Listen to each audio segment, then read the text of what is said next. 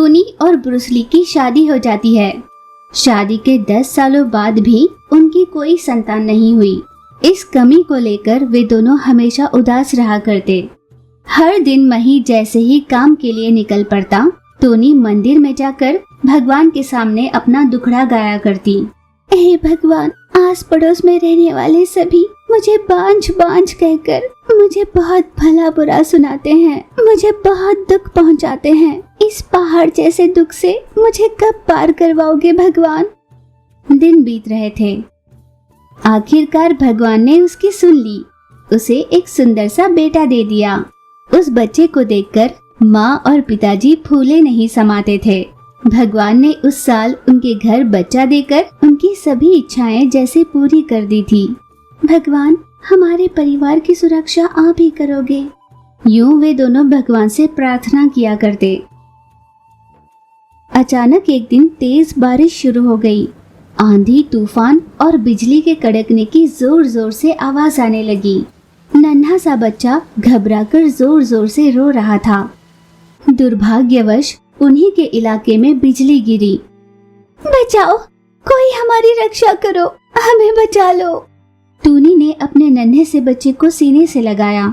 हे भगवान, अब मैं कहाँ जाऊँ? हर तरफ आग ही आग है। यूं घबरा कर वो रो रही थी। उसने सोचा, मैं भले ही बाहर नहीं निकल पाऊँ, लेकिन मेरे बच्चे को तो जीना ही होगा। ये सोचकर टोनी ने अपने नन्हे से बच्चे को एक बर्तन में बिठा दिया और उसे बाहर फेंक दिया।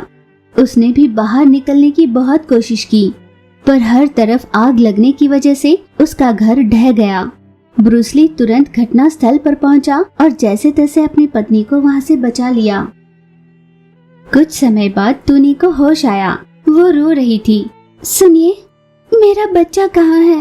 बताओ, क्या हुआ है उसे? बताओ ना, क्या हुआ? अब चुप क्यों हो? बताते क्यों नहीं? बताइए ना, क्या हुआ है उसके साथ? अपना बच्चा घर पर नहीं है। मैंने आस पड़ोस में भी हर जगह ढूंढा। लगता है आग में वो जल चुका है। यूं बड़े दर्द के साथ उसने अपनी पत्नी को बताया। नहीं, ऐसा नहीं हो सकता। मैंने उसे जिंदा रखने के लिए खिड़की से बाहर फेंका था। जरूर किसी ने उसकी मदद की होगी। आप पता लगाओ। यूं आक्रोश कर रही अपनी पत्नी को शांत कर पति ने कहा, तुम चिंता मत करो, हम दोनों मिलकर अलग अलग दिशाओं में उसे ढूंढेंगे। पत्नी ने पति की बात मानी। अगले ही दिन दोनों अलग अलग दिशाओं में उड़कर अपने बच्चे की तलाश करने लगे। आसपास के कई क्षेत्रों में उसे ढूंढने की कोशिश की, पर कहीं उनके बच्चे का कोई पता नहीं लगा। कई मन्नतों के बाद भगवान ने हमें संतान तो दी, पर इतने जल्दी उसे हमसे छीन भी लिया। हमारी ही किस्मत भगवान ने इतनी बुरी क्यों लिखी है? यूं वे दोनों अपनी किस्मत को कोस रहे थे। बरसों बीते। वे दोनों अब बूढ़े हो चुके थे। किसी धनवान के घर में काम ढूंढने के लिए वे दोनों निकले। उन्हें लूसी नाम की एक कबूतर के घर में काम मिला। वे दोनों वहीं पर रहकर काम करने लगे। देखो टोनी, आज मेरा बेटा शहर से पढ़ाई खत्म कर घर लौट रहा है। उसके लिए उसके मन पसंद हर तरह का खाना बनाकर तैयार रखना। दोनों ने इस बात के लिए हामी भरी। जो कुछ भी लूसी ने लिखवाया, टोनी ने सब कुछ लिखा और वो सारे व्यंजन बनाने में लग गई। कुछ समय बाद लूसी का बेटा घर लौटा, पर उसकी सूरत लूसी से बिल्कुल मिलती जुलती नहीं थी, बल्कि टोनी से बहुत मिलती थी, जिसे देख टोनी और उसका पति ब्रूस ली आश्चर्यचकित हो गए। उसका चेहरा देखकर वे दोनों मन ही मन सोच रहे थे कि ये बिल्कुल उनके बेटे जैसा लगता है। फिर लूसी के पास जाकर उन दोनों ने कहा, मेम साहब, दरअसल हम आपके यहाँ बहुत समय से काम कर रहे हैं। कई बार इस विषय में बात करने की सोची, पर हम बात नहीं कर पाए। क्या आपकी शादी किसी चिड़िया के वंश से जुड़े किसी पक्षी से हुई है? और अगर ऐसा है तो आपके पति कहाँ हैं?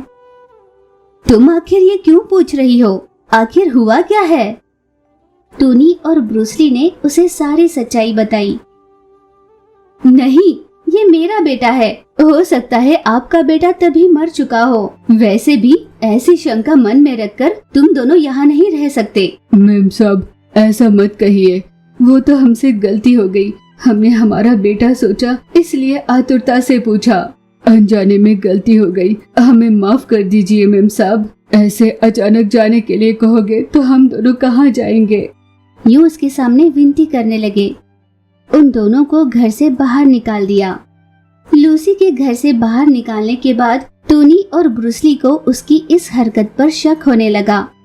उन्हें लगने लगा जैसे सच में वो इन्हीं का बेटा होगा। हो सकता है सच में ये उन्हीं का बेटा हो। अब मुझे सावधान रहना होगा। यूं जब वो खुद से ही बात कर रही थी तो उसके बेटे ने उसकी बात सुन ली। माँ, तुम ये क्या कह रही हो? क्या मैं तुम्हारा बेटा नहीं? सच बताओ माँ, बताओ ना, क्या सच है? यूं बेटे के बार बार पूछने पर लूसी ने उस विषय को बदलने की कोशिश की, लेकिन उसकी मंशा विफल हुई क्योंकि उसका बेटा बार बार यही सवाल कर रहा था। हो सकता है वे दोनों तुम्हारे माता पिता ही हों। वो इसलिए क्योंकि बरसों पहले आग में जलने से तुम्हें डोरा नाम की एक चिड़िया ने बचा लिया था और उसने तुम्हें लाकर मुझे दे दिया। आग लगकर उसके शरीर के कई हिस्से जल चुके थे और वो तभी चल बसी। यूं लूसी से सारी सच्चाई जानने के बाद रोते हुए वो अपने माता पिता की खोज में निकला। जैसे ही माता पिता उसे मिले, उनके गले लगकर वो जोर से रो पड़ा और उन्हें सारा सच बताया। मेरा बेटा आखिरकार तो मुझे मिल ही गया। भगवान का लाख लाख शुक्र है। वे सभी लूसी के पास गए। आपका बहुत बहुत आभार। आपने हमारे बच्चे की इतने अच्छे से परवरिश की, पर इतने बरसों बाद यूं आपसे इसे छीनना सही नहीं। वो चाहे जहाँ भी हो, खुश है, सुरक्षित है, इतना ही काफी है। इसे आप अपने पास ही रखिए। लूसी की समझ में नहीं आया कि वो क्या कहे। क्यों ना हम सब यही एक साथ खुशी से रह लें। लूसी की बातों से माँ बाप की खुशी दुगनी हो गई। बाहर जोरदार बारिश हो रही थी। टोनी बहुत खुश हो रही थी। अरे वाह, बड़े समय बाद बरसात हो रही है। अब तक तो जमीन से छोटे छोटे मशरूम उगने शुरू हो भी गए होंगे। कल सुबह बारिश के थमते ही उन्हें तोड़ कर ले आती हूँ।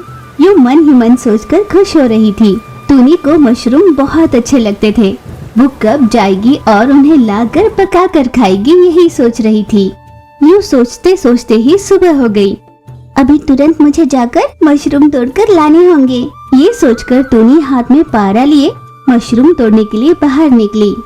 पर जब तक वो वहाँ पहुँच पाती, उसकी सहेलियाँ पहले से ही वहाँ पर आकर अपने अपने हिस्से के मशरूम तोड़कर ले रहे थे।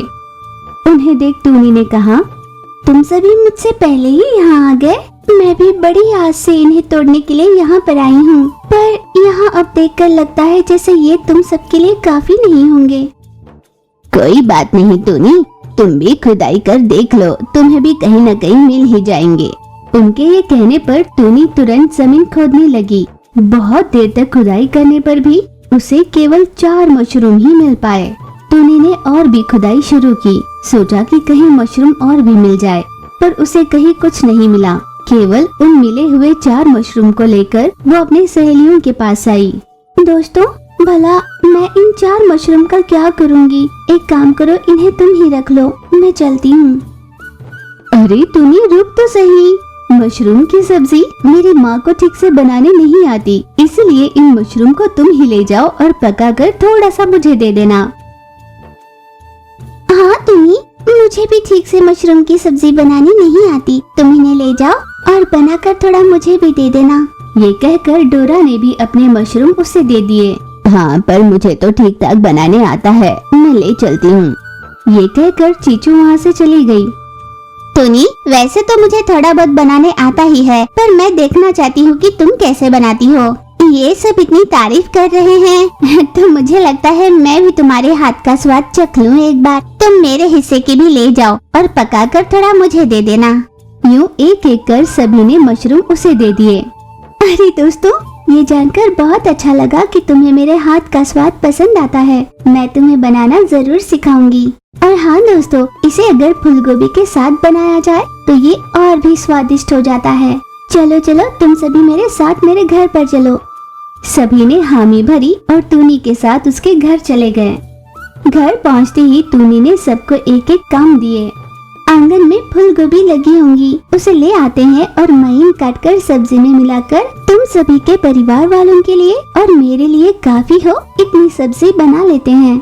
यूं टूनी के कहने पर सभी ने आंगन से फूल गोभी तोड़ कर लाई।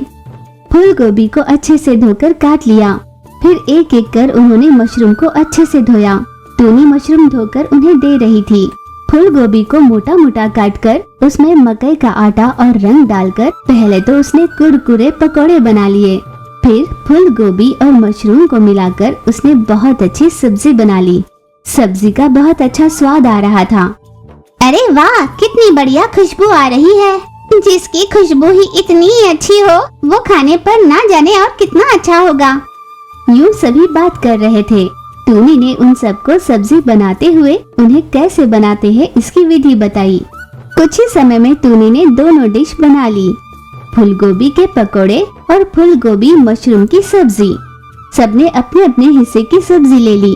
उसे चख कर कहा, अरे वाह, इसका स्वाद तो बहुत बढ़िया है। मेरे घर में हर किसी को ये बहुत भाएगा। सभी तुम्हारी तारीफ करेंगे टूनी। दोस्तों, मैं तुम सबका फिर से आभार मानती हूँ क्योंकि आज मुझे मशरूम की सब्जी खाने का बहुत मन कर रहा था, पर जैसे ही मैं वहाँ पहुँची तुम सभी को वहाँ देखकर मुझे लगा कि मुझे मशरूम नहीं मिलेंगे, पर तुम सबने अपने हिस्से की मशरूम मुझे दे दिए और तुम सबने जो तारीफ की उसका बहुत बहुत धन्यवाद। यूँ खुश होकर टूनी ने कहा। उसकी सभी सहेलियाँ भी बहुत खुश होकर वहाँ से अपने घर लौटी।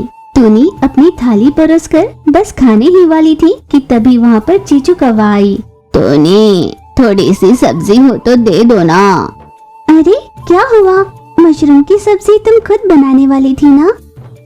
हाँ दोस्त, मैं मशरूम की सब्जी बनाने की सारी तैयारी कर चुकी थी। बस अचानक कहीं से वो मही चील आई और उसने सारे मशरूम चुरा लिए और मेरा मन कर रहा है सब्जी खाने का, इसलिए मैं तुम्हारे पास आ गई। टूनी ने एक थाली उसके लिए भी परोस दी। चीचू कौवा ने खाना चखा और उसे वो बहुत पसंद आया। टूनी ने उसे आराम से खाने के लिए कहा, सब तुम्हारी जो तारीफ कर रहे थे वो बिल्कुल सच है। सच में तुमने बहुत अच्छी सब्जी बनाई। फिर से चीचू ने उसका आभार माना और वहाँ से घर लौटी। टूनी अपने आप में ही ये सोचकर खुश थी कि वो आज मशरूम की सब्जी खा पाई। मन ही मन उसने अपनी सभी सहेलियों का आभार माना।